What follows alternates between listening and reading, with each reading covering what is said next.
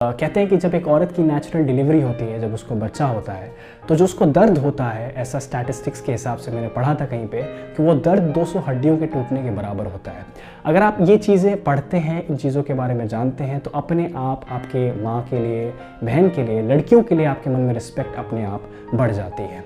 और जब आपकी बहनें होती हैं, जब आप छोटे होते हो, उनके साथ आप खेलते हो, अपने आप उनसे आपका लगाव हो जाता है।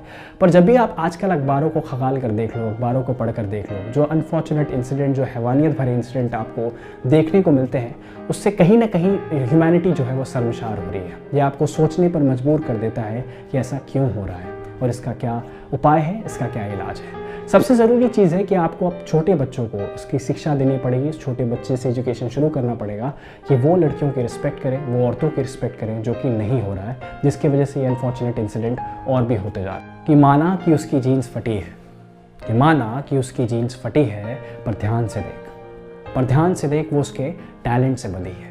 कि माना कि उसकी जीन्स फटी है, पर ध्यान से देख, वो उसके टैलेंट से बंधी है। तेरे रोकने, तेरे टोकने के बावजूद भी, तेरे रोकने, तेरे टोकने के बावजूद भी वो मैदान पर डटी है। तूने लाख कोशिश की उसे गिराने की, तूने लाख कोशिश की उसे गिराने की, उसके बारे में गलत फैलाने की, पर वो उसी मुस्कुराहट के साथ इंतज़ार कर रही है तुझे गले लगाने की। तूने लाख कोशिश की उसे गिराने की, उसके बारे में गलत फैलाने की, पर वो उसी मुस्कुराहट के साथ इंतज़ार कर रही है तुझे गले लगाने की। तू उसके टैलेंट को कभी रोक नहीं पाएगा, तू उसके टैलेंट को कभी रोक नहीं पाएगा। तेरी आंखें फटी की फटी रह जाएगी और वो पूरी जहां पर छा जाएगी। कि माना कि उसकी जीन्स फटी है, पर ध्यान से देख, पर ध्यान से देख, वो उसके टैलेंट से बंधी है। जो दूसरी शायरी है इसी कड़ी में मैं आपको सुनाता हूँ। और क्या होता है कि पैसे की महत्वाकांक्षा बहुत ज़्यादा होती है हमारी ज़िंदगी में, और पैसा ठीक सही भी होता है कई मायनों में, और पैसा गलत भी होता है कई मायनों में।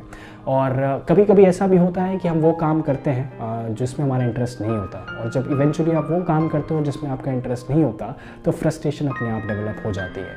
और डेटा स्टैटिस्टिक्स को अगर उठाकर हम देखें, उसका आकलन करें, तो बहुत सारे लोग पूरे वर्ल्ड में, मैं सिर्फ इंडिया की बात नहीं कर रहा हूँ, वर्ल्ड में बहुत सारे ऐसे लोग हैं जो कि वो काम करते हैं जो कि उनको पसंद नहीं है, जिसकी वजह से क्या होता है कि वो जॉब में फ्रस्ट्रेटेड रहते हैं, बॉस को गालियाँ देते हैं, कंपनी को गालियाँ देते हैं।